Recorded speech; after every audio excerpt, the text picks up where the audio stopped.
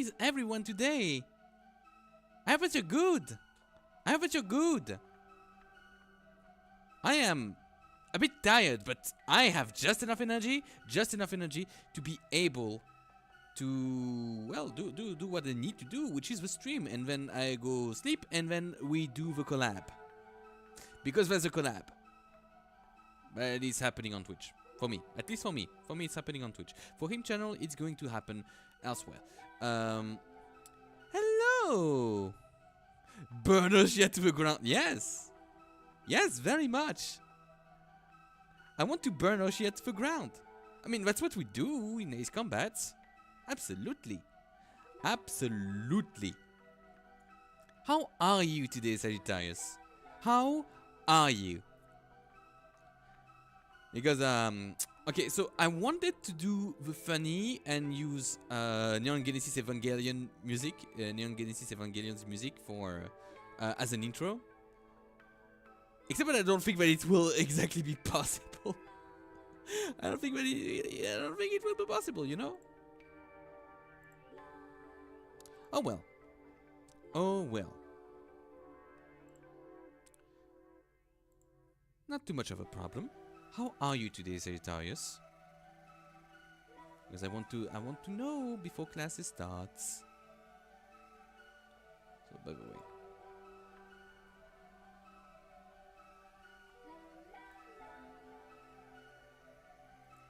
Okay. That's a bit better. That's a bit better. Okay, that's enough. Christmas worm. Indeed, we are here for Crimbus. I am all for Crimbus. Which is also the way that I announce that, due to the fact that I love Crimbus, I love my Kimmas a lot. I love Kimmas. I love Crimbus. Due to the fact that I love Crimbus, I will be celebrating it with family. So unfortunately, I won't be available to do like a Christmas stream, but I will do like a New Year stream. I will absolutely do a New Year stream. But yeah, the weekend of Christmas, I will not be available. And I don't know if I will be available on the 25th. Let's see. We'll see. That will have influences, but if it has like the Parasite classes take precedence over Disco Elysium or Darkwood or any other series that I would have at the time, so there's going to be a Parasite classes next week anyway. I'm actually going to go visit my sister in DC for Christmas. Oh, nice. I hope that it will be a good time. But hey, for us right now. Oh, you plan to go to the Natural History Museum? Oh, the one from Night in the Museum. It's a nice one.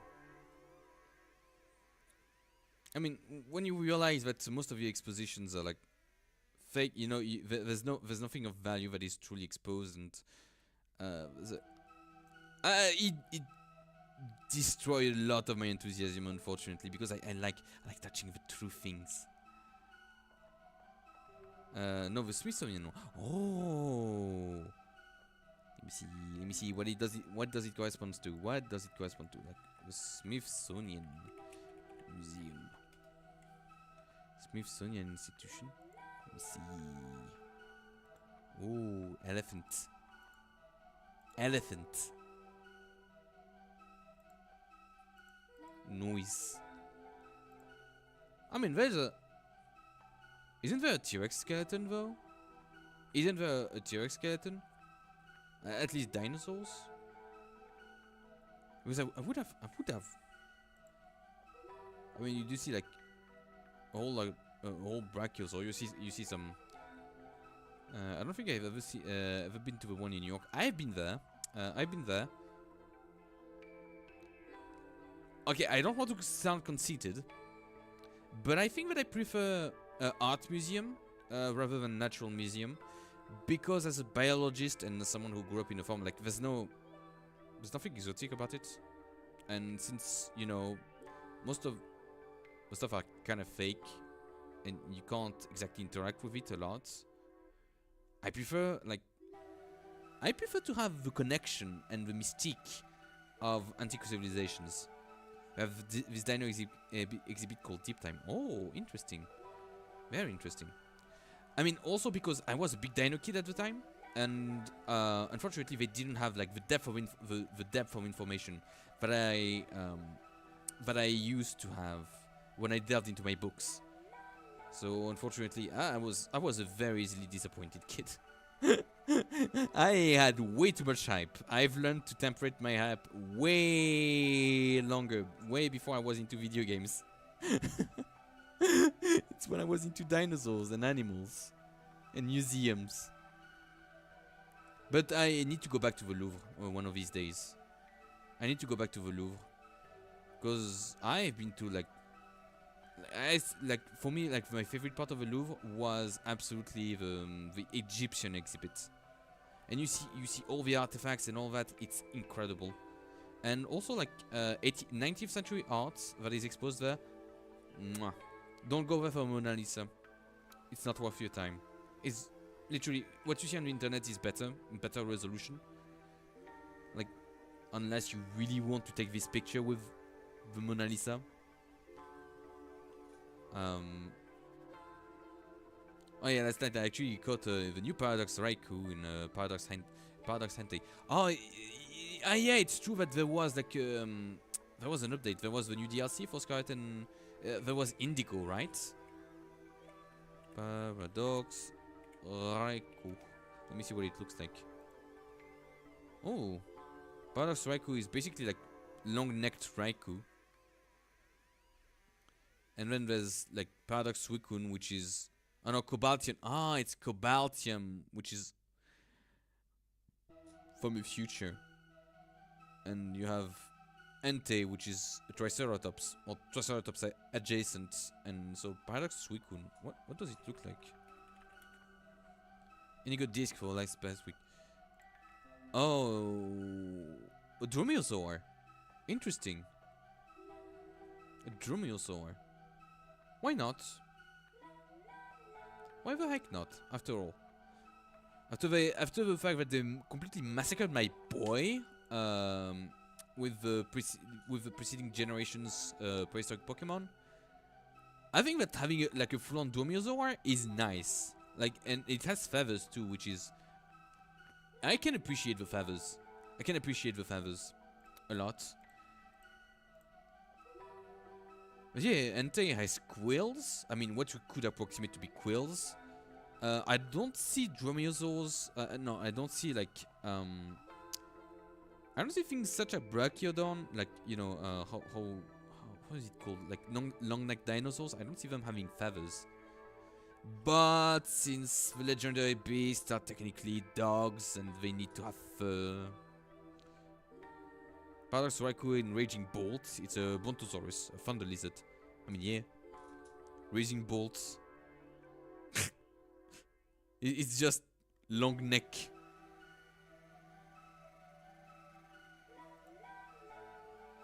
I do appreciate, like,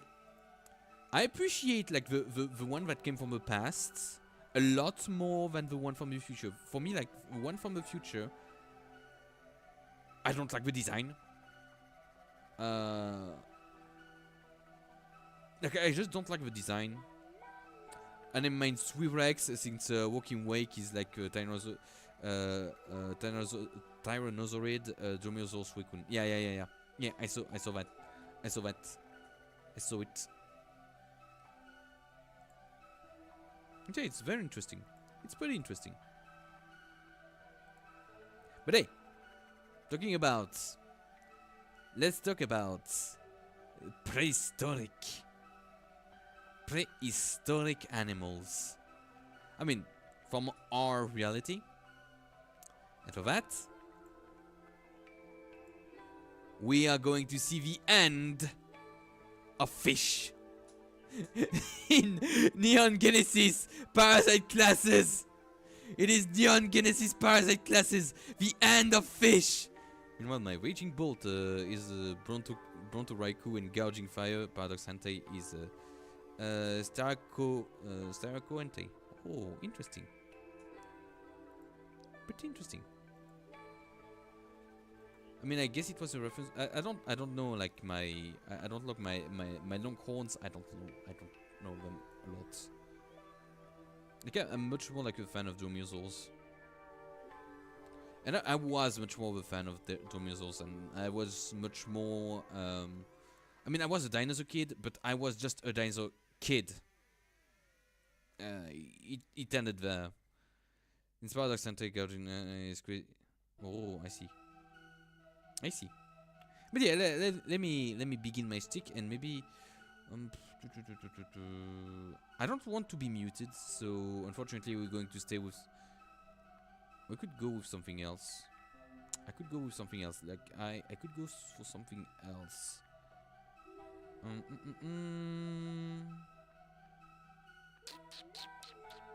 I mean, this could work. Good work. Good work.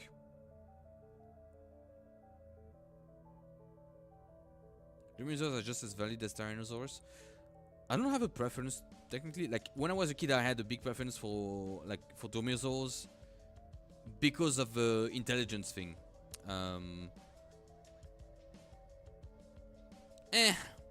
Tyrannosaurids. I mean, I preferred dromaeosaurs, but my favorite one overall was Carnotaur. Still is. Like I still prefer Carnotaur aesthetically. Like my preference is entirely aesthetic because ecologically I don't prefer any position. Like I don't understand. Like it's going to be something that we're going to go when we're going to go for toward archosaurs. When we're going to see archosaurs and crocodiles, and yeah, we're going to see crocodiles and crocodilians, and then we're going to see archosaurs. Archosaurs are going to take a big part because I like dinosaurs. So I'm going to try to research my stuff. And for that, also, why is this thing empty? Like, does it disappear? Like, I'll tell you on Twitter with my pick of Raging Bolt and hey, yeah, no problem. But that's going to be fun. That would be fun. Yeah, please do. But yeah, I'm going to include archosaurs because like I'm going to include dinosaurs in that because I think that they're an important part of our history. Also because I want to milk the concept of tetrapods as long as possible, since people are mostly interested in tetrapods. Once we're going to enter the territory of tetrapods, we're going to explode. No, I think that the concept is going to be a bit more popular, and because people only care about tetrapods. So we're going to enter there. But before that, we're going to have a little introduction. Like a little transitionary episode, just like fish transition to land in our Neon Genesis Parasite class, episode 12. Sarcopterygi, coelacanths, and lungfishes. 8 living species. Like, of those two families, there's a ton of fossils for them. There's only 8 extant species right now of the two families, including 2 species of coelacanths that have been discovered as of yet. And I can rename this title. Like it could be like Sarcopterygi, coelacanths, and lungfishes, or it could be the stupid myth of called living fossils. And I'm going to explain it why. It's going to take like 2 or 3 slides. 2 or 3 slides. So I'm going to take 2 or 3 slides to explain how I consider that the term living fossil is stupid and induce a lot of error. The writer thinks living fossils are stupid. Pretty much. I mean, it's not living fossils are stupid. It's not that they are stupid themselves. No, I don't think that any species is stupid. Like any species that has survived until here. Like any species is valid. Like any form of life is valid, as long as it lives. You know. It's just that the term, the words used to describe them, piss me off. Like royally piss me off. But it's going to be explained. All in good time. All in good time. So I don't understand why chat... Why isn't chat showing? That is weird. Oh well. So, Sarcopterygii. We're going to go for the etymology and a bit of phylogeny. The term comes from sarx, which means flesh, or fleshy. And pterox, which means wing or fin. So it's literally fleshy fins, which currently includes coelacanths, lungfishes, and as extant species, and tetrapods. We are Sarcopterygii, just as much as we are part of the group of fish. As humans, if we want to be purely if we want to take, you know, the concept of boxes, and I'm going to include like I might do like a special about evolution and phylogeny, so it can be completely clear. If we want to be completely there, we are fish. We are fish. We are in the big box called fish. Like, we are in the enormous box called life. Then we are in the enormous box called eukaryotes. We are in the in like the bit smaller box called animals. In that box, we are deuterostomians. In deuterostomians, we are fish. In fish, we are Sarcopterygii. And for a moment, we're going to end here. We're going to end here in our boxception.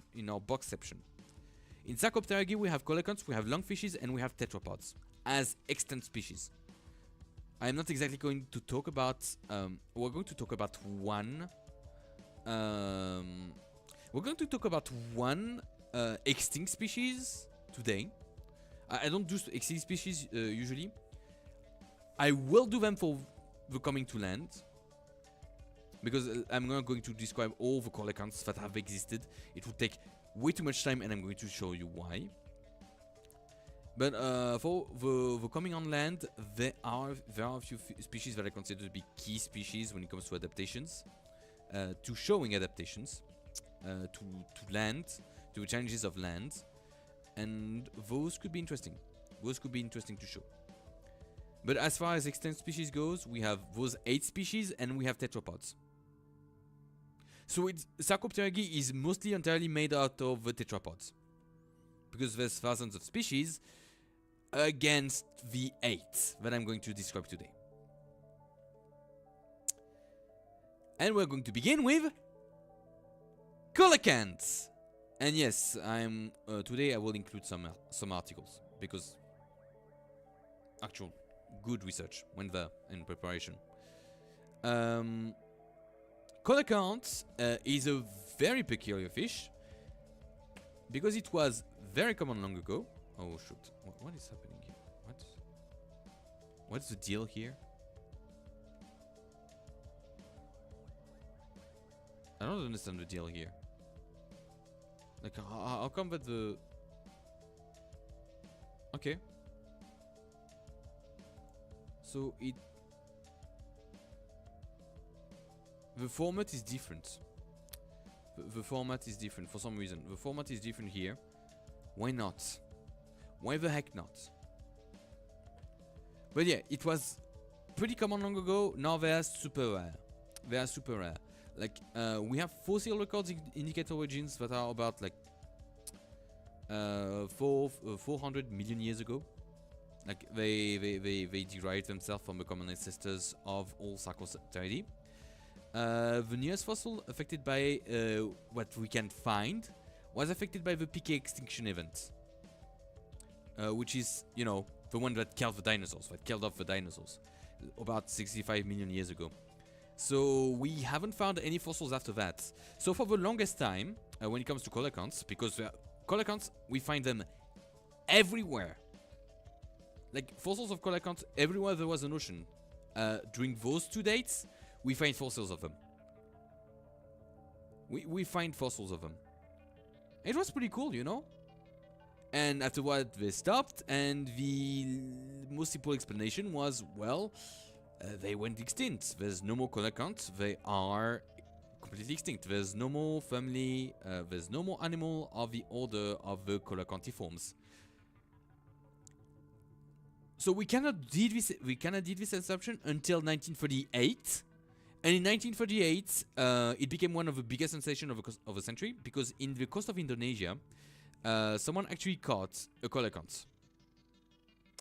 And after that, since the 20th century, like this did like a big boom for biology, because holy shit, a living fossil! It's like literally like you go into the forest and you see a dromaeosaur.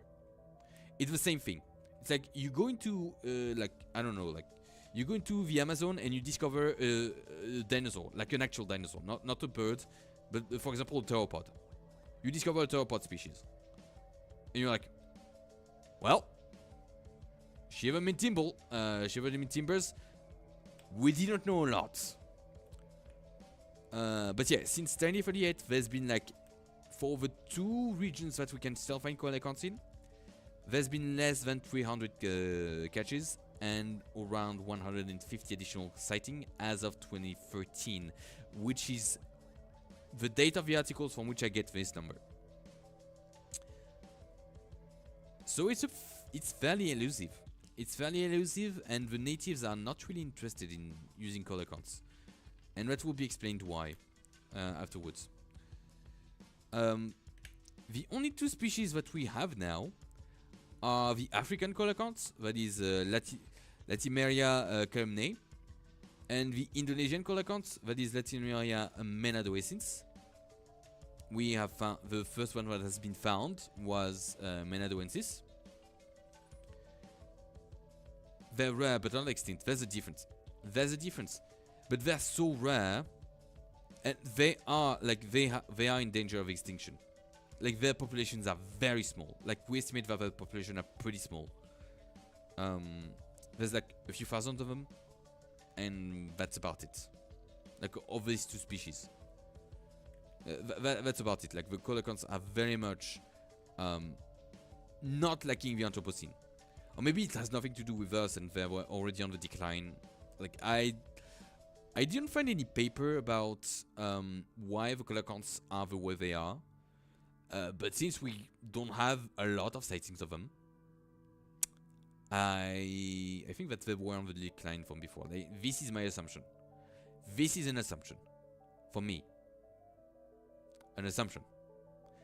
This is not the word of a scientist.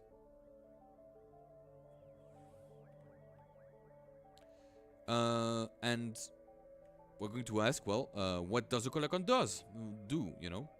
What does it do of its life? It carries chills. It's engendered. It presents absolutely no danger for humans. It is not like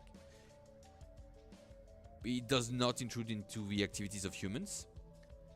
But the fact that it's endangered is absolutely not due to overfishing. Like the only person that could be interested in coelacanths are either museums, scientists, and collectors. People that want to have a quote-unquote living fossil in the guest room. Like they want, because here's the thing: like the flesh is full of urea and other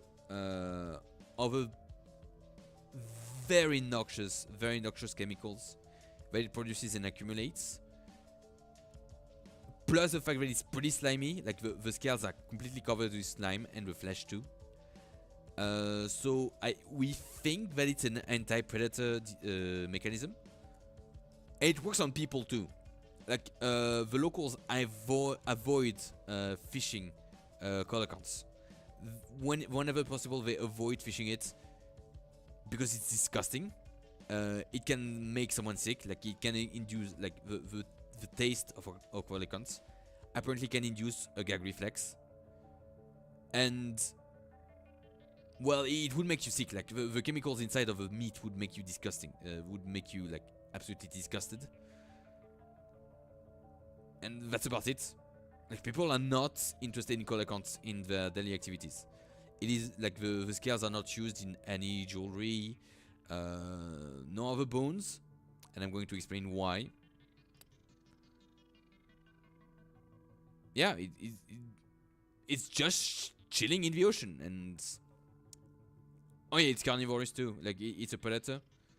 It eats cephalopods, eels, and various other fish. And if it's endangered due to human activities, that must be due to the fact that we are either overfishing, like, and this is my hypothesis, because once again, I say that I do not know why they're endangered. Yeah, it exists more as a novelty. Yeah, for people, more as a novelty. For scientists, it is extremely interesting. For reasons that are not evident due to the term of, once again, living fossil. It is a I'm going to go after that. I'm going to go after that. Like, oh, it's not still around. No. Like, coelacantiforms are still around. That's true. Coelacanths are around, and they have their own adaptations. And I'm going to do my spiel. I'm going to do my spiel after that. You will understand why it still exists is not something that would be received for a scientist, for example. It would not really be received by any serious biologist. Sorry, but I think that okay, maybe like if human activities is included in the fact that they're endangered, could be because we are eating its prey. Could be because we are affecting its prey. So of course it would make their population more scarce if we are making its prey more scarce too. Like if it's eating cephalopods and eels and fish, and we are using that and overfishing that, they could be hungry. They could be very hungry boys and girls.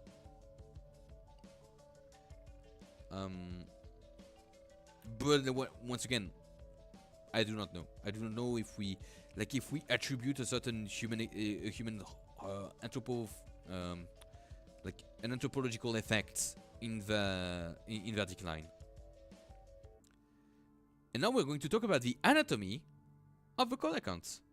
And it's very interesting because as you may have seen before in the previous episodes about fish, we had like a spine. We made a spine out of cartilage.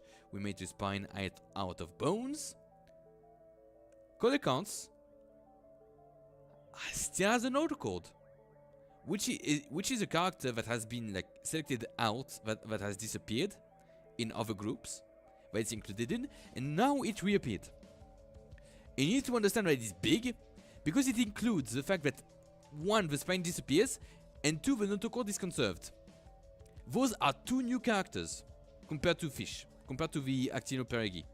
So the bonefish. It still has bones. It still very much have inside of the lobes. It still has bones. But you need to understand that when the coelacantiforms derived themselves from the common ancestors of the other Sarcopteridae, it lost the spine and regained the notochord. And it got other characters independently, including live birth. The coelacanths do live births of pups. We call them pups. The small coelacanth is called a pup. Let me just embiggen that. Named by a 19th century naturalist from the Greek for hollow spine, a nod to the hollow spines that are part of the fin structure. Of its fin structure, the prehistoric-looking coelacanth can grow about 6 feet and nearly 200 pounds, depending on the species. And there's only 2. There's only 2 species there. We have the lobe fin that has bones. We have these fleshy fins that can swivel and allow coelacanths to maneuver precisely. We have a notochord, soft elastic tube, which is partially hollow and filled with fluids, acts as a spine for the coelacanths.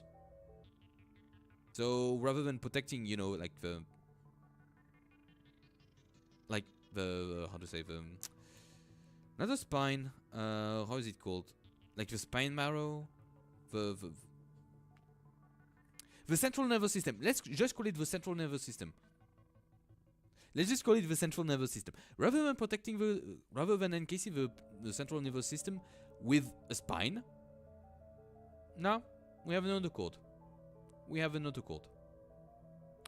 It also has some sensory organ, notably electroception, inside the water, which, of course, has evolved independently from sharks and from other species.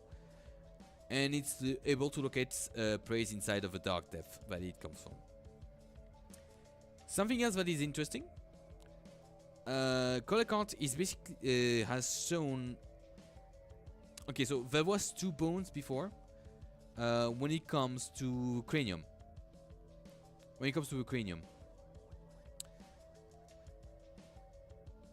There was like in other species, like from, let's call the preceding box, there was 2 bones here with a nasal portion, you know, an atmospheric portion, and an occipital portion. And there's the brain. The brain is still very much protected by bone, but separated through a junction. The bones are separated through a junction.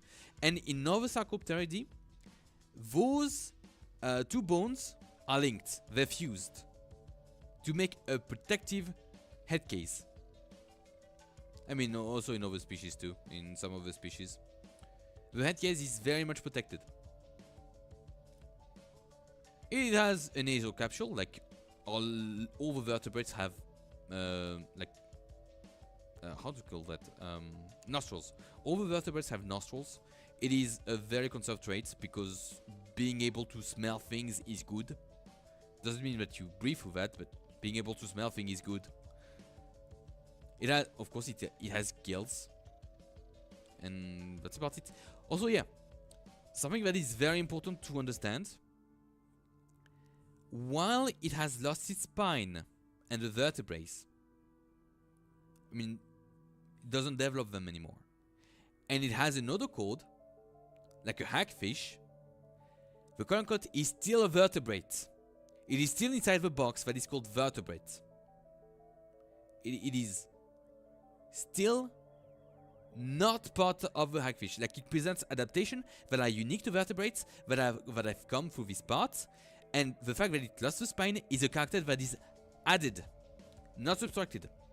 Once you are inside of a box, you cannot go outside of a box. If that is clear. It is still very much a vertebrate. It has adaptations and characters that are unique to vertebrates. It is inside of a box. And inside a smaller box, losing the spine, losing the vertebrae, and inside another smaller box, gaining the notochord. Or maybe gaining the notochord and losing the spine. As a structure, you know, as a support structure. But still very much a vertebrate. Also, the pups are kind of cute. Especially since it gives nice birth. You see, this is the vitellum. This is the vitellum. And they did a comparison of pups and adults.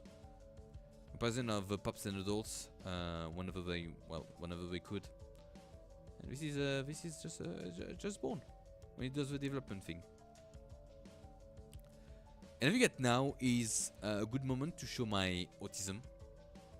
It is a good moment to show my autism, and I am going to go around for a tangent about fucking living fossils.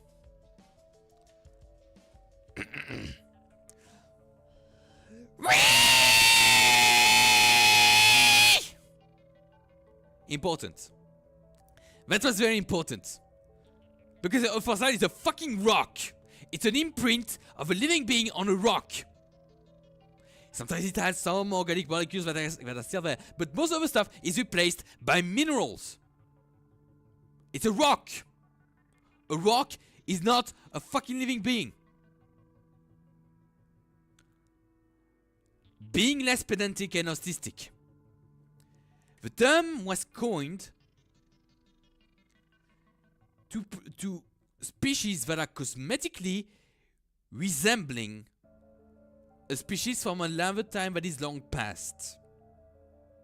with with little morphological change. With little morphological change. Like, it has a tail, like a lion. That is technically, if we go like 3 million years into the future, and we still have a species of Pantheridae that look like lions, that are derived from anything else, like any other Pantheridae, or even another big cat, another type of cat even, and looks like a lion, and we compare the fossil to the new species, we can say that the new species is a living fossil compared to the lion.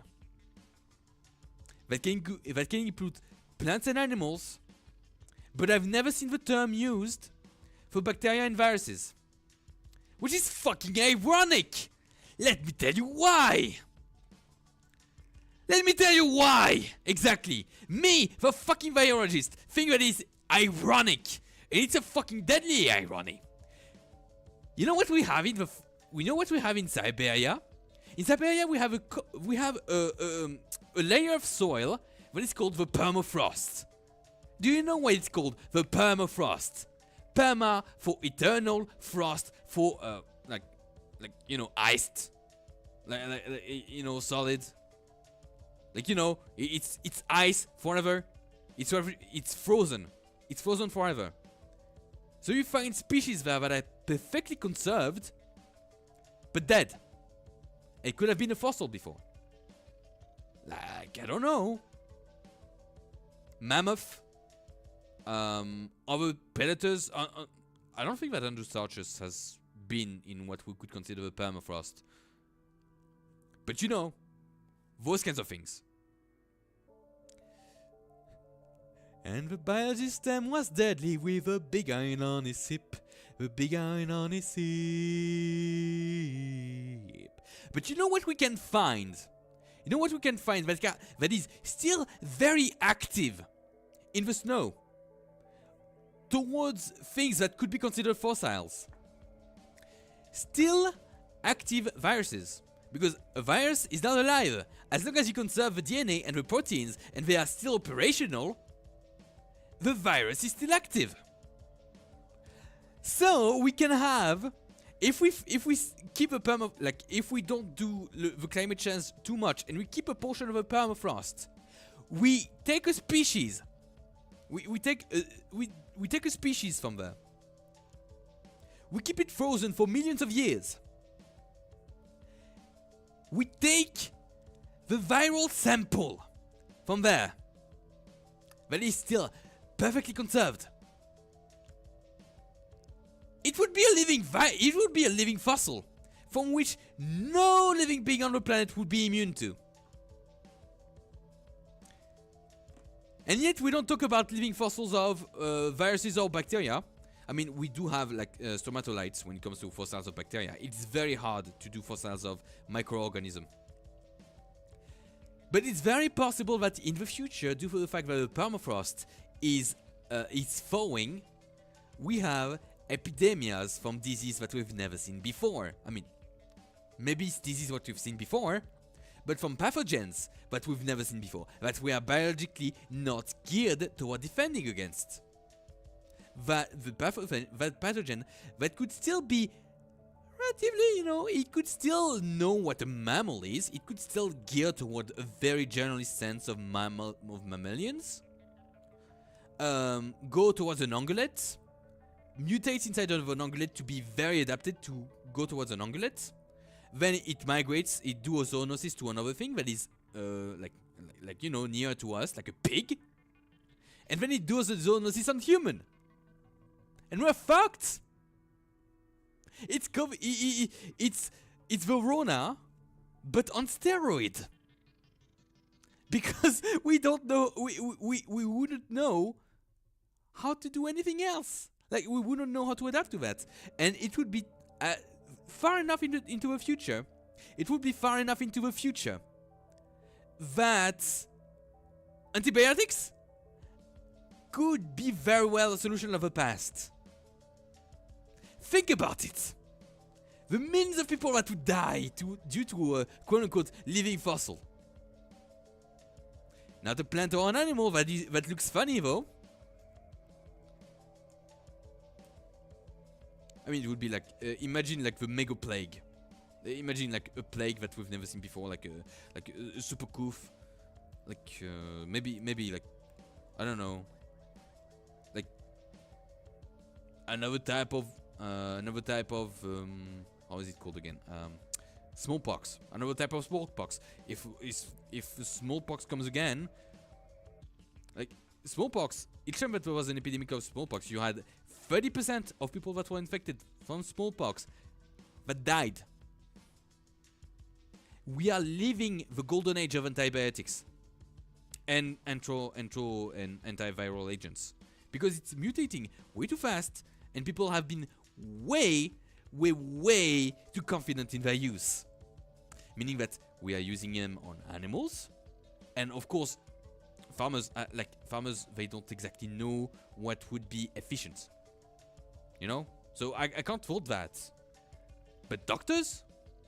People that reject this same antibiotics into the water for bacteria to adapt and mutate and get adaptation against antibiotics that sometimes these adaptations can be so specific, so good, that in a hospital setting in which you are already very vulnerable to diseases, you could catch a bacteria that is very adapted to a hospital setting.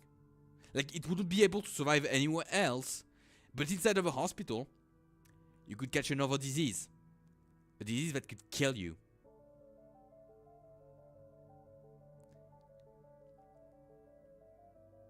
That is, I think that will be the end of this apartheid about the deadly irony. But yeah, there's definitely some stuff we need to be afraid of that. But yeah, if I really want to explain, like, why I hate the term living fossil, because me as a biologist, I know what it's supposed to mean, but people stupid, and little future Joe Grogan would understand it as such. Like, a species that has shown little to no molecular or morphological change, indicating a lessening or an absence of evolution on them. Like, whenever I see popular media talk about a living fossil, they say, oh, this thing hasn't evolved. Motherfucker, evolution happens all the time. Each and every generation, there is evolution. There is evolution. It is, but it gets me. It's just one of the things that gets me, you know? That lives rent-free inside of my head for days. Because it is false. Like, popular literature, misinform. There's misinformation about that. And they're not interested. Like, they're not interested in getting it right. For the simple fact that they're not interested. They prefer the clickbait name, because their job is to do clicks, is to do views. And the public, in return, gets attached to a stupid association of words. You really want to know how the public can be attached to something stupid? Or producers, or literally any media? Because it's easy, because it's not new, because it's something that is comforting? Dinosaurs. The fact that people cannot accept that dinosaurs have quill or feathers, depending on that. Like, okay, if the dinosaur was big enough, gigantothermy would make feathers disadvantageous. So maybe, like, they could have evolved out of that. And maybe they could have been, like, I don't know, like a sexual pressure to keep some feathers, like some colors, but maybe none of it. Or maybe none of it. Like, for example, Tyrannosaurus Rex, the American specimen. Sure, I can believe that it didn't have any feathers. Or maybe a bit on the tail, a bit on the back, maybe just a tiny amount on the head or the neck. You know, as a protection against bites. I mean, to be completely honest, it's not that it's going to protect it against bites, but you know. I mean, it's not that Okay. Here's the thing. Like the one movie that popularized dinosaurs in the public's mind, like as active predators, as active animals, is Jurassic Park. That exhibited that was in the dinosaur renaissance. That exhibited a lot, a lot of bird traits. And if you follow like the dialogue of Alan Grant, like the character, he does a lot of comparison between bird behavior and dinosaur behavior, and bird morphological traits and dinosaur morphological traits. So it was very much an accepted reality that birds and dinosaurs was there. You know, they were linked. Birds are dinosaurs. Birds are dinosaurs. They are not theropods, but they're dinosaurs. But why is it stupid? Like, why is it stupid that feathers? Like, okay, but it doesn't. Like, you're not going to tell me that the bear is less intimidating because it has a whole lot. Like, it has a whole lot of feathers. Oh, hello, hello, no name. What am I talking about? I'm talking about the. Okay, so I was going on a rant about the term living fossil. The fact that it's the fact that I hate the term, mainly because like it was an apartheid, mainly because I don't like the term because the media, like the comparison that the media and people has of it, and of the term itself, will deform the way those creatures are perceived. Will deform the way those creatures are perceived, because I was very much talking about Qualicant before. No problem. It's my role to answer questions, and questions are like, you are encouraged to participate during the class and to ask questions. That is very important. I like answering your questions. I want you to feel like you have learned something, and to the best of my abilities, even if I have to do research on stream, I will try to answer you.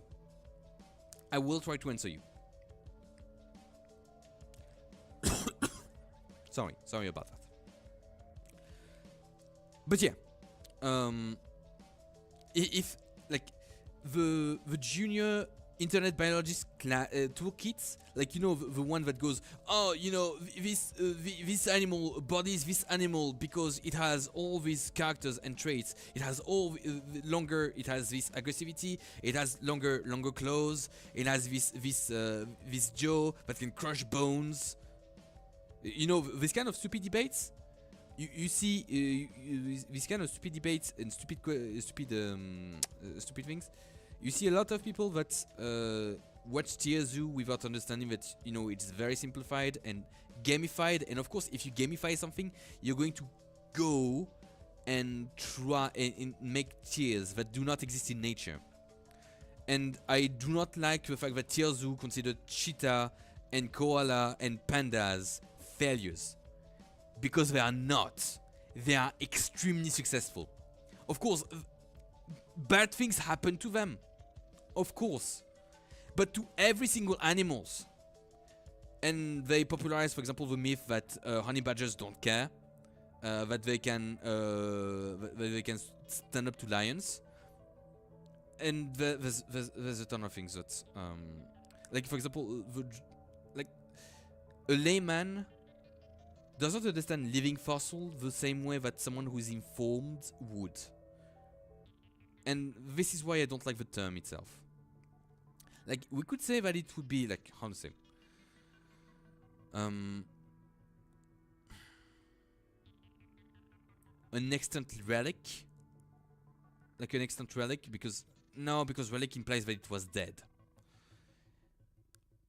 You know, it could simply be rare stuff. It could be simply rare stuff, like a time capsule. Maybe time capsule animal. But time capsule, I mean, it does imply that it could change. We need to find a better term. Because living fossil, not great. But yeah, it's basically saying that a bacillus, like any other bacillus, like, you know, the bacteria, would be a living fossil because all the bacillus look like bacillus. So yeah, the bacillus is a very successful shape for bacteria. So Yeah, yeah, living fossil, dude. Living fossil. Since the Cenozoic, since the Devonian, we had bacillus. since we have freaking fossil records of bacteria, which is very rare and very hard to make. We had bacillus. But yeah, for example, coelacanth is a modern animal. All these species that I show you are modern animals. They live in hard times and adapted to the same pressure, like to the pressure of environment, like everyone else on the planet. And compared to what I'm going to show you, you're going to see that they changed.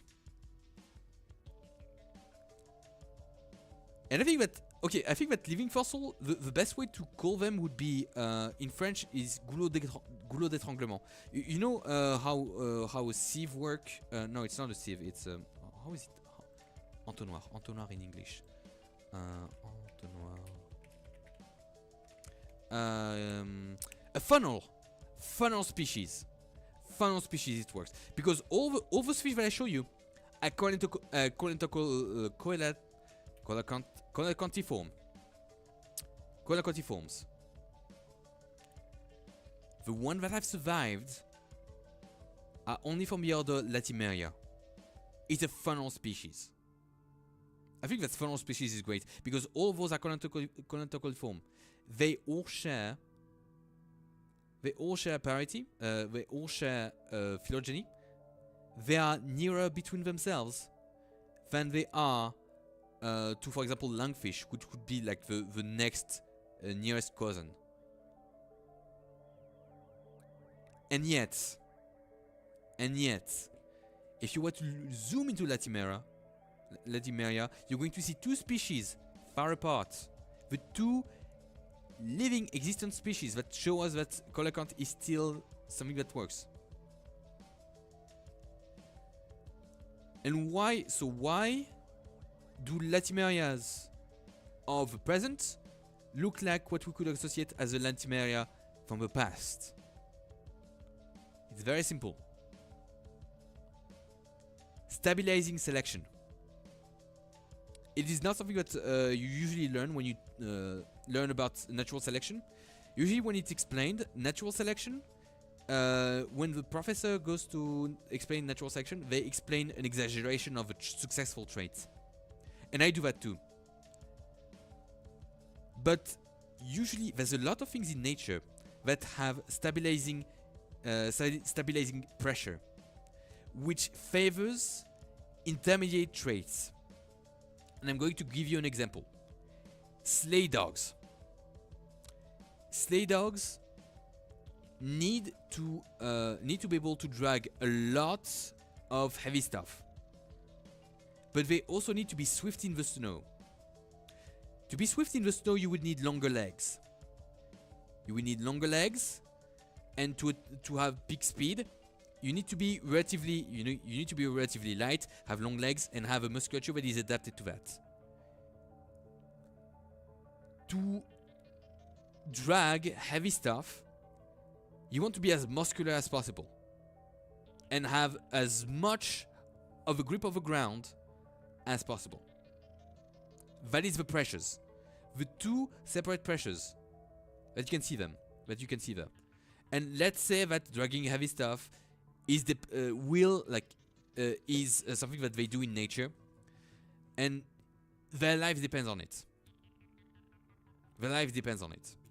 Of course, it's unnatural selection from our parts, but it's still selection.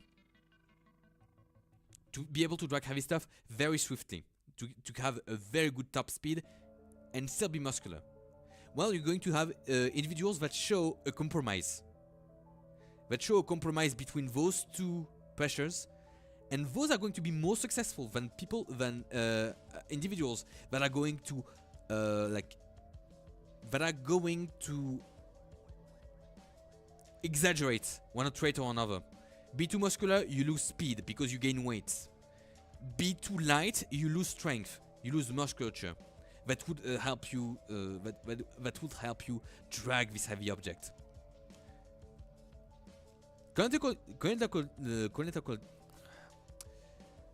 Coelacantiforms in the past were present all over the planet in a lot of ecological niches. And because of that, they did not have the same amount of pressures, of stabilizing pressures. It just so happens that the individuals that we see now are successful because they have these stabilizing pressures. Molecularly, once again, molecularly, if we were to compare an individual of Latimeria from 60 million years ago and one from now, they are extremely different. And even more than that, morphologically, the shape of a notochord, the length of a fish, and the shape of the fins are very different within Latimeria. I haven't found because okay, so this was an example that I had when I was myself in classes, in biology classes, for the evolution stuff. I had been served the same swill. I had been served the same living fossils do not exist. Less venomous though, less venomously.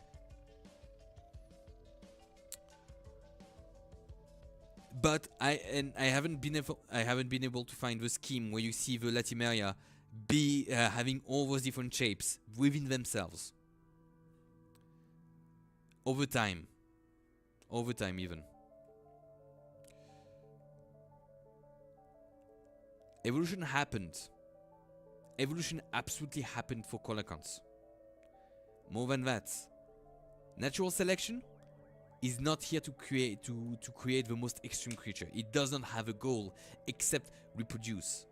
If you're going to have a stabilizing pressure, you're going to have a trait that is going to be stable because of this same pressure. You're going to reach a compromise, and once this compromise, this peak is going to be reached, any other advance towards another extreme is going to be punished within your niche, within a certain niche. It is always within a certain niche.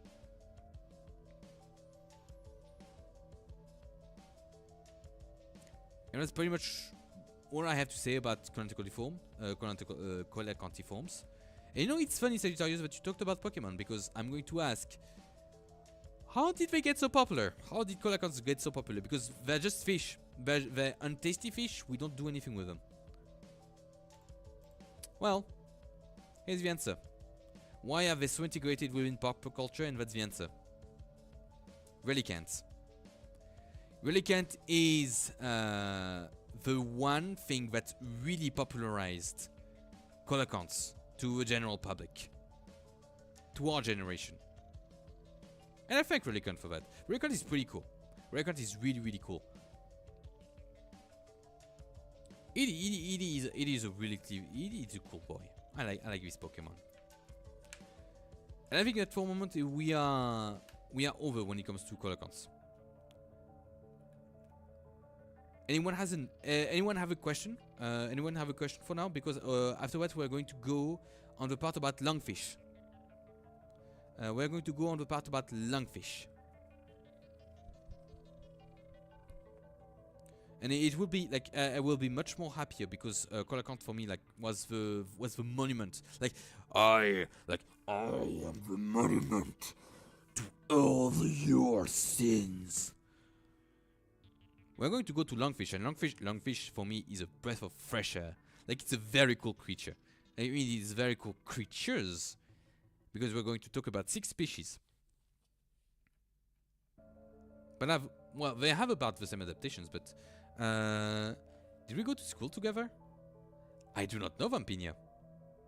I do not know. It's very possible. If you're French. Because it's so Dang, that was smooth. Dang, that was smooth. Oh, I've never been raised. You know what was first time being raised? Dang. Thank you. Oh, wow. I'm flattered. So it's a grave mind. In my head, that was the grave mind. That was the grave mind. I had to really like put into words what I felt about the living fossil thing. Because coelacanth is always used when you talk about living fossils. But yeah, let's talk about lungfish. Any other questions? Any questions? Technical questions, non-technical questions, anything? Yeah, I'm going to leave like a minute so that any other questions can be felt and you can ask your questions. I'm just going to bop to music. I'm just going to go bop for music for like 30 seconds.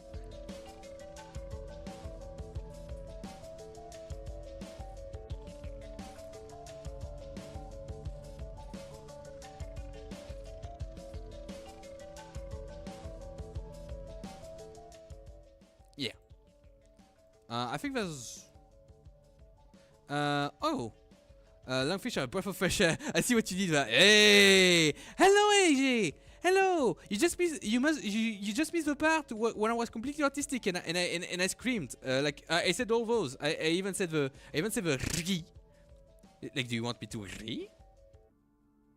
2 euro in the bad pun box. Aw, come on. It was a good pun. Also, hello, H. Hello. Hello. It was a good pun. Come on. But yeah, we're going to go to lungfish. Also, Ege. I wanted to show you that.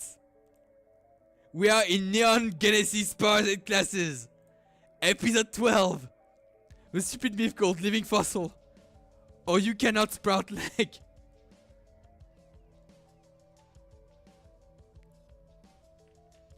I shall now make no noise.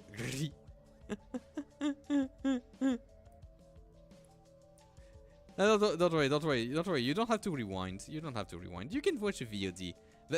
Like you can see the like I can do it again. It was bad for my throat, but I can do it again. And I can be my true frog self. I can frog max on stream. Nice. Really nice. But yeah, lungfish. If there's no more questions, they split off from the other Sarcopterygi around the early Devonian, so about 400 million years ago. And if you learn, you know, if you looked at coelacanths, it's about the same time as when coelacanth appeared. So Sarcopterygi pretty much like branched out in 3 directions: the tetrapods, coelacanths, and lungfish. Just like that. I love using my. No. Oh, no spoilers. Lungfish. Kinda cool. I like these little goopers. Look at this thing. It's a lungfish. I mean, this is the Australian variant of a lungfish. So it's kinda cool. It really is kinda cool. And it features some okay, so the lungfishes feature some very morphologically adapted little goobers to both like freshwater, like all of the lungfish, freshwater. They are in rivers, they are in ponds. And what they do is be very adapted to living a landlocked life, and a life that can be sometimes very hostile to a creature that needs moisture, a lot of moisture. Is it a larvafish? Depends.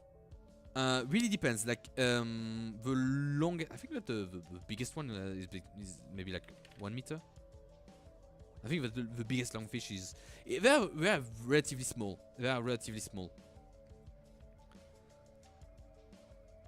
Like okay, so largest lungfish. Largest lungfish, because I wasn't very interested in their size. There was a lot of things. So a marble lungfish can go 1.25 meters, so about 4 feet. 4 feet in length. For the yellow marbled Ethiopian species, Potopterosis aethiopicus, is the largest, growing at a length of around 2 meters, around 7 feet. So it's a fish. Like a swordfish big? Could be. Could very well be. Let me show you. Like the average very big lungfish. Like it can be very very small. Like the Australian variant. The Australian variant is about like a good Australian variant specimen. Let me make like that. We're going to do human comparison. Freak. It's an AVIF file. So let's go for something that is else. Something else. Maybe this one. I mean, yeah, it looks like shit, but you know that when it looks like shit, you know that it's good. Okay, so the Australian variant, he's pretty respectable. It looks like a sunfish. It doesn't really look like a sunfish.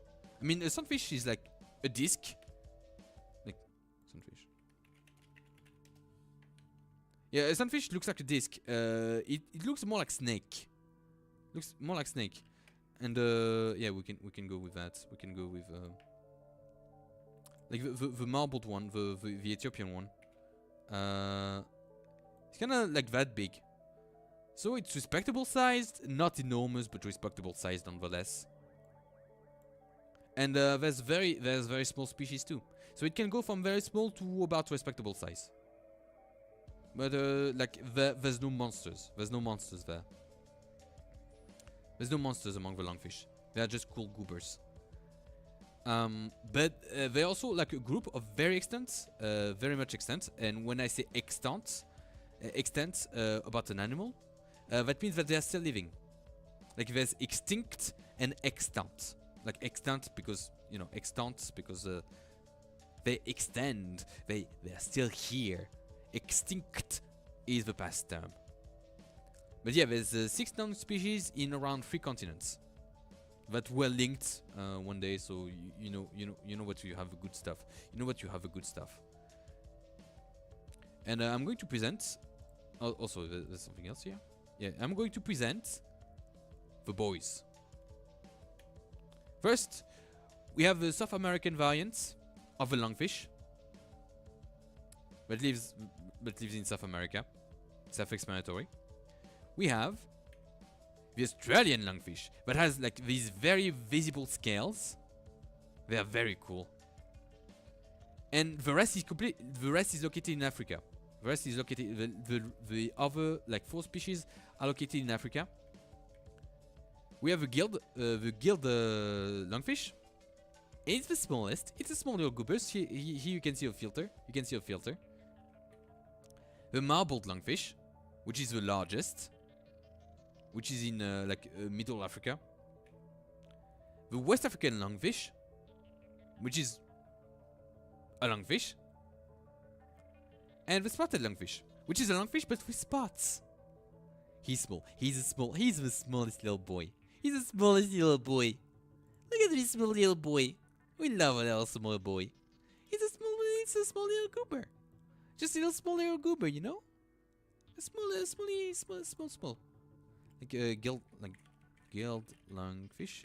Do we have more photos of them?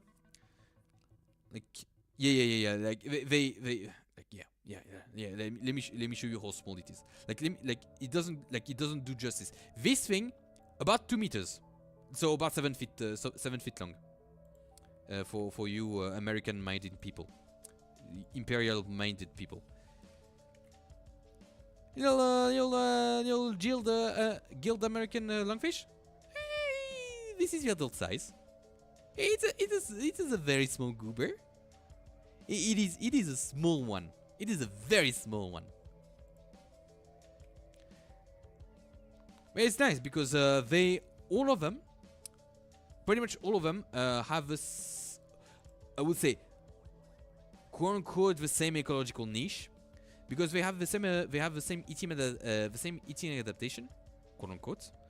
I thought it was a lungfish, a fit fish, not a fit fish. I mean, oh, nice pun. But yeah, no, all of them have fish. All of them. They have appendages that look like feet. They have 4 of them. All of them have 4. 4 little appendages. 4 little fins that have very good musculature and bones inside. They have bones inside. But yeah, this is their mouth. That'd be dual wielding the streamer and a mermaider stream. Oh, mermaider. Mermaider, mermaider, mermaider, mermaider, mermaider,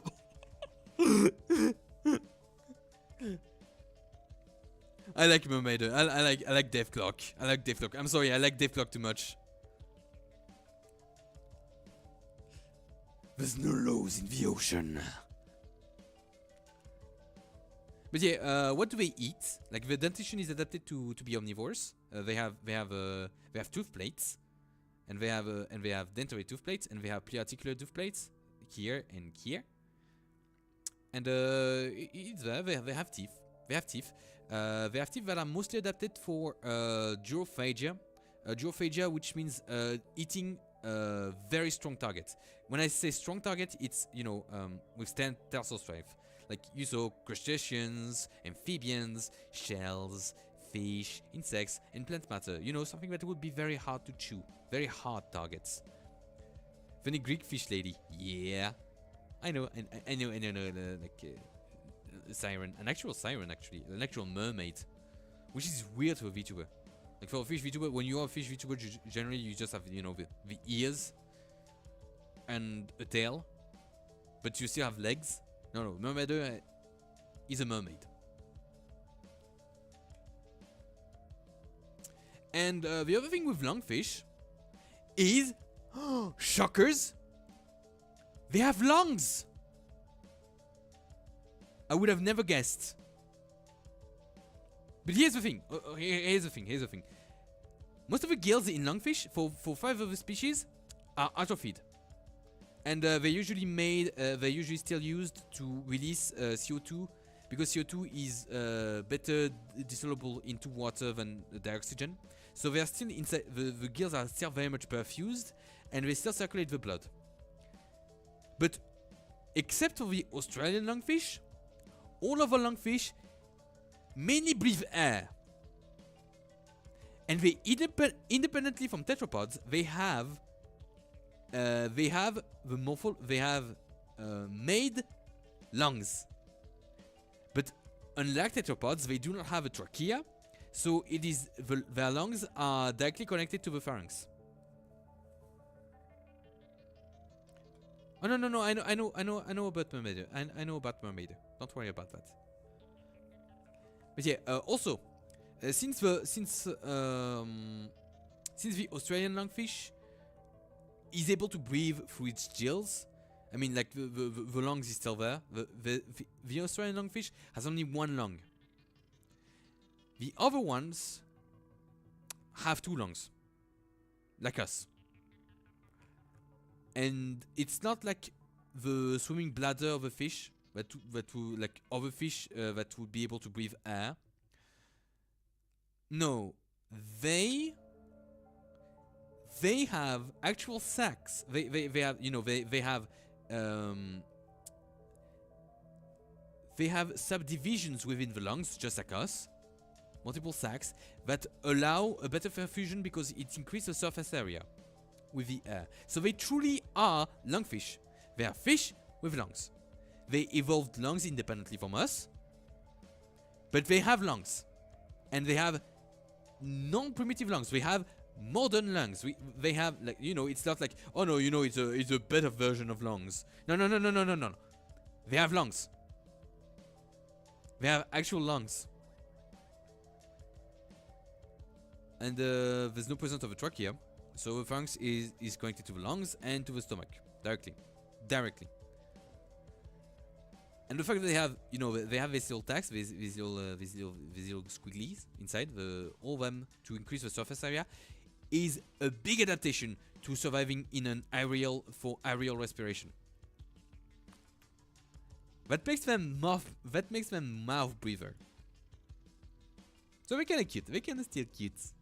So that means that lungfish need to breathe air. They can drown. Lungfish can drown. Think about that. That's weird. Also, something else that is weird with them. Something else that is kind of weird with them Independently, we already saw the spiral valve for cartilaginous fish. Like bony fish don't have that. They have a 2 stomach. They have 2 intestines. We kept them. Lungfish have a spiral valve, so they have not regressed. They have made it again. To basically it's adapted to the how to say. It's adapted to the mostly carnivorous existence. What is the role of a spiral valve? It decreases the volume used by intestines, and it increases the surface. So it's for better digestion. So it's a new trait. For them, it's a new trait. It's an update. It's not, okay, I'm going to go back and find something in my genes. No. It's pressures have made it so there's a spiral valve as a stomach. It is convergent evolution.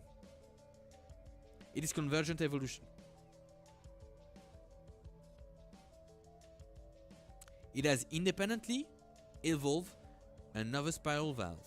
After the individual from the sarcopterygic has left them in the actiparigi. After we have lost it in the actiparigi, it appeared again. It is a new trait. It is still a plus. Very important. And yeah, African and Australian specimen can burrow. Not the American one, because the American one doesn't have as much droughts. And we have a lot of fossil records of burrowed lungfish. We have a lot of fossil records of them.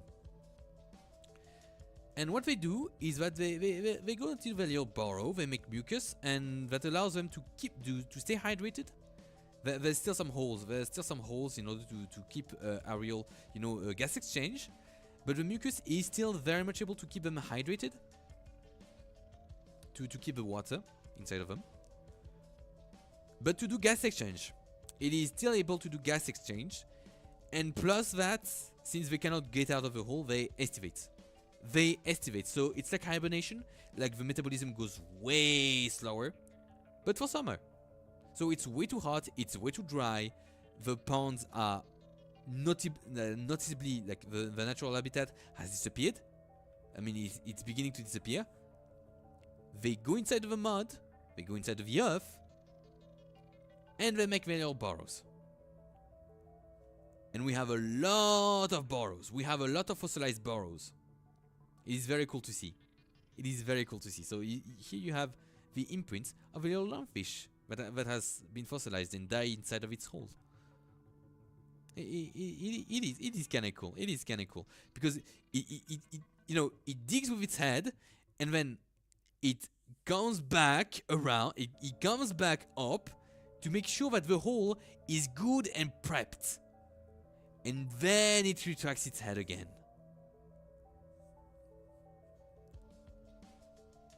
Very important thing, something that I find really, really cool too, is that the larva of a lungfish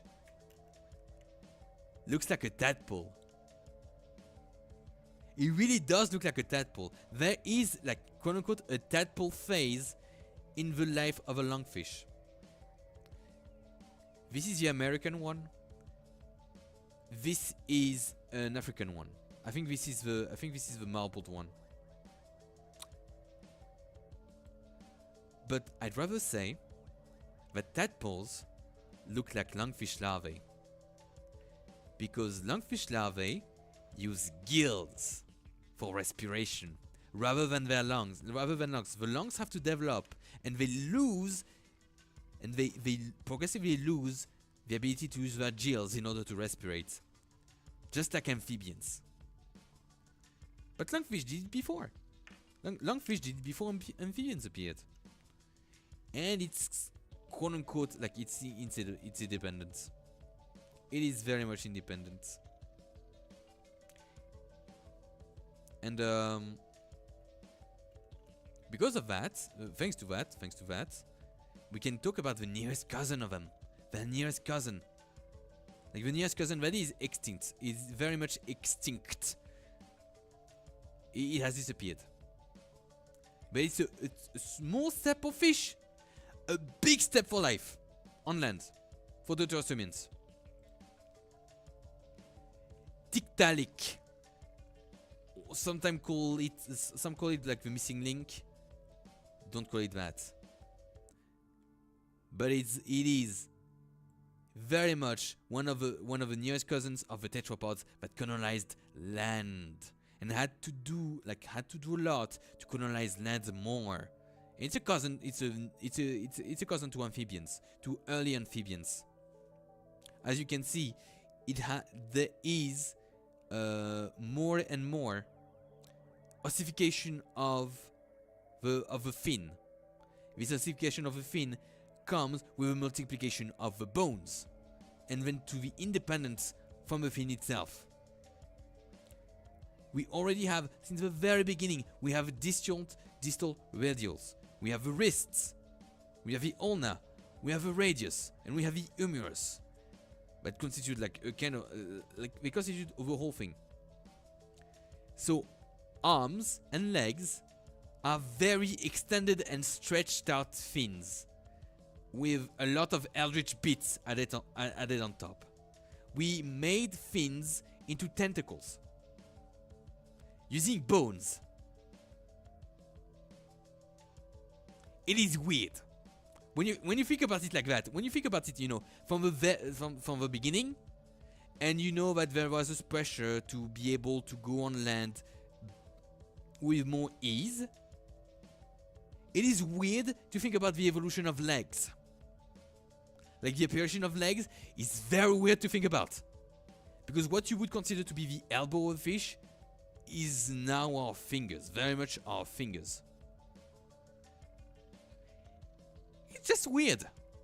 It just boggles the mind. It's not intuitive. It's not intuitive at all. And now for a transition with Theropoda. Dictated around 375 million years ago in the late Devonian. Fin will be leg.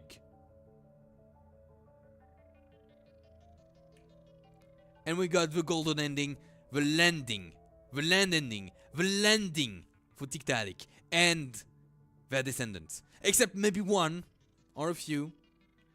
Those traitors that came back into the sea.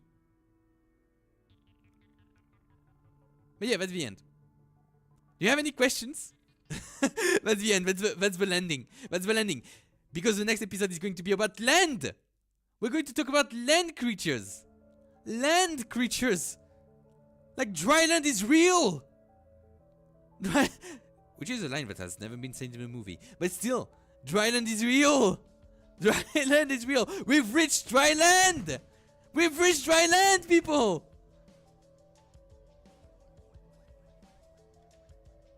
Look at this boy. It's happy. It's dry. It's in its element. Moisturized. In its land. We reached it. We reached it. Land. My ass would have stayed in the primal soup if I knew it was going to be if I knew there was going to be days like this. Yeah, I like these memes, but I don't like the memes of, you know, go back into the water, because like it's not like one individual that would have done that. You know, it's a whole population and all that. Like there's not one individual that just said, "Today I will land."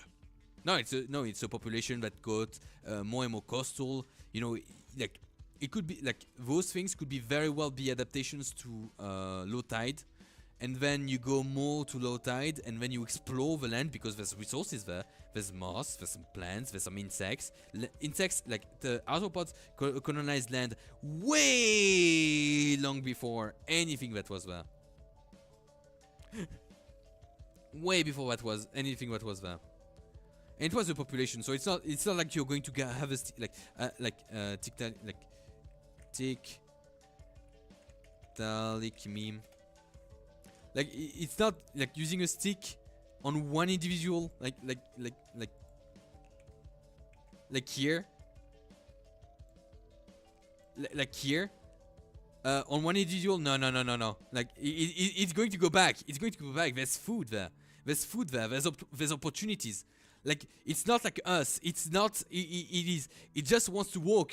Just want to walk. Wants to walk. It's already walking on the water. Now it's walking on land. It already has lungs, like lungfishes, because it's a cousin. It's a cousin. And for us, maybe granddaddy. Maybe granddaddy. Well, yeah, there's also like taxes. Kids these days care too much about TikTok and not about Tiktaalik. The Devonian era, half fish, half tetrapod that transition vertebrates from ocean to land. Also, yeah, there's also this one. Hey, I'm coming out of the land just fine, and I'm coming out of the lake, and I've been doing just fine. Gotta get out because I wanna walk. Started out as fish. How did I jump like this? I was only a fish. I was only a fish. And so the grandfather paradox, I must realize. Yeah. Get out. Get out. There's also the one where, like, yeah. There's this one. When it's not about Tiktaalik, it's about a future fish that looks like Tiktaalik. And it's like, stop them! You missed your chance, pal! There, filthy water! Oh, blessed ground! If you see a horrid beast evolving, push it back in! You know, something like that.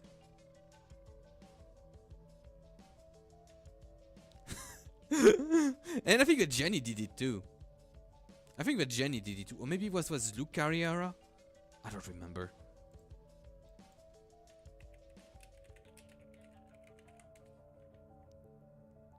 Yeah, it was Jenny. Stop them! You missed your chance, pal! Hey, filthy water! Oh, blessed ground! If you see a horrid beast evolving, push it back in! Yeah.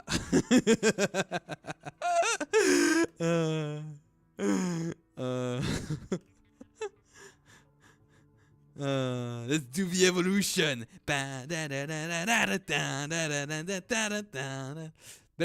like to think, you know. I really like to think that we got a good end here. God bless Gianni. Ultra Kill would not be the same without Gianni. But yeah, I like to think that.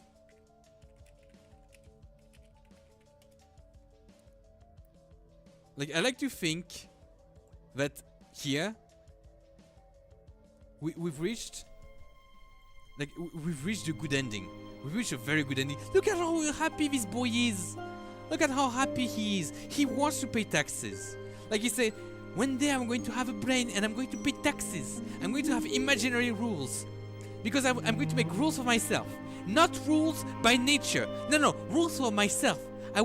Me and my descendants will make rules for ourselves. And we're going to abide by them. We're going to love our rules. We're going to love ourselves. We're going to hope.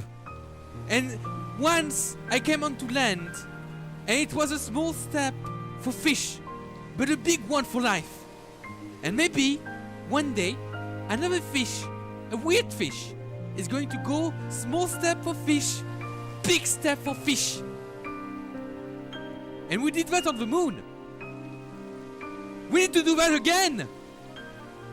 The stars are all ocean, people. And we need to find land. We need to be inspired by fish. Like a baby, The baby, they fall when they try to walk, and they don't care. The baby, they come back, and they try to walk. And one day they walk, and now we don't even think about walking again. You know? It's natural. And one day, this, our ocean, this space, our ocean. Oh shit, really? What? I needed the extended version, please. Ah, thank you, Dogfishron! Holy shit, Dogfishron itself? Holy shit! I promise. I don't want to fight. I don't want to fight Fish One. I don't want to fight Fish One, please. I'm not armed. I'm not yet to go to the Moon Lord yet. I don't want to go to the Moon Lord yet. But yeah, we are fish. We are still fish. We are still the descendant of his happy boy. That's so land. That's so opportunity. That's so insects and moss and no predators. And it go there and it happy. He remember happy day. Remember happy day. A fish. We are still fish inside. We still have this weird aortic arc that is supposed to go toward gills. You know why the heart does a weird thing with the aorta? It's because we're still supposed to have gills.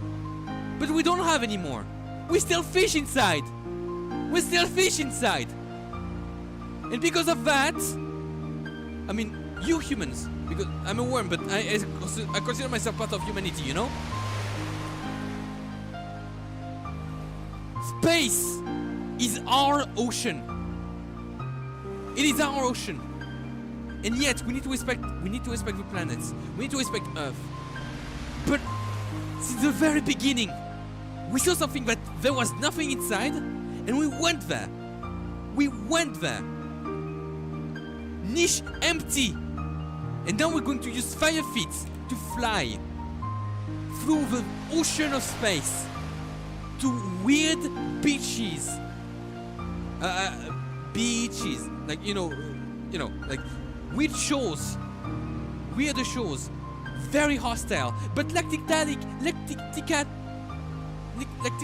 it was hostile for him too, for them too, for all of them. It was hostile for a long time. Frogs still need water. Lungfish still need water. But we are still fish, and it is our fish instinct to go to the unknown. To go to the unknown and to savor the taste of discovery. To go to somewhere empty and to populate it. To make it less empty. And one day maybe we will meet other fish. Maybe we'll meet something that is not descended from fish. And be it friendship, predation, war, or rivalry, it will be the most important step that our species has taken as a life form, because it will be meeting not a brother for once, not a brother, not a cousin, not a sister, but it will be meeting a neighbor, someone that had the same experience as us, but different, you know? Another try at life, another dice that has been thrown. Maybe not fish, maybe insect, maybe crustacean, maybe mushroom, maybe plants, maybe rocks. I mean, I don't believe about silicate life form. I don't believe in that. I believe in hard evidence of carbon supremacy. So plants, like there's so much stuff that can be done. So much stuff. Like maybe it could be a weird symbiosis, you know, like me. Just like me, for real. And we need to believe in ourselves. We need to treat ourselves right, to treat our home right. And maybe one day we're going to make those feet to go to space. And it's going to be ours. The moon, Mars, Venus, I don't care, Io, Europa. We're going to see it, and we're going to see if we are alone. And if we are alone, like this fish was, let us not despair. Let us find that if we are alone, like fish ancestor, we have to make it less alone. We have to make it less alone. We are to make brothers and sisters, and to make the stars sing the song of Earth.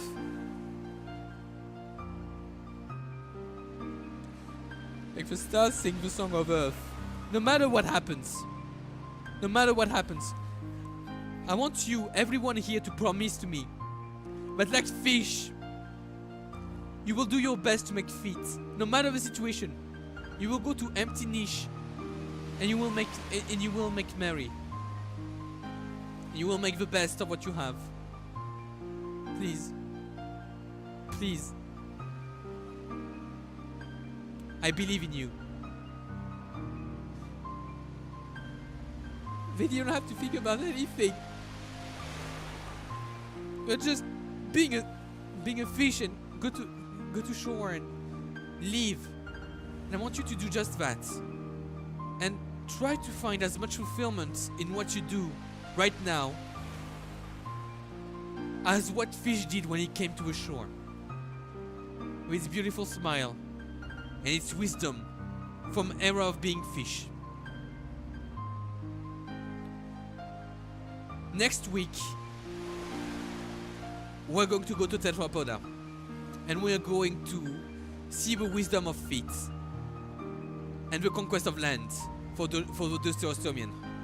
A land that is already inhabited by insects and spiders and scorpions and millipedes and centipedes and all the other stuff, and crustaceans, of course. Crustaceans, very important, very important. And worms.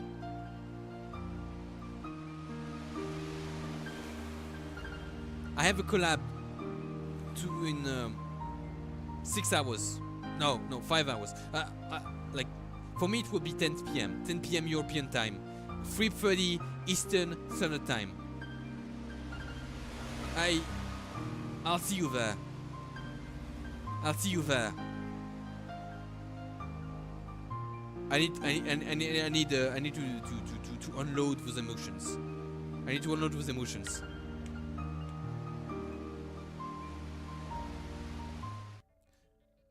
Yeah, the theme from Kingdoms Hearts really does fuck me up. It really does fuck me up. So how did you like classes? Do you have any questions? Do you have any questions? Do you have any questions? I'm sorry about the success of grandiosity. I'll see you in the next episode. I love you all. Bye. Bye bye. I see you on Twitch. This evening. This evening on Twitch. Thank you very much for listening. I was Guregan the Parasite Vtuber. It has been an absolute pleasure to have you.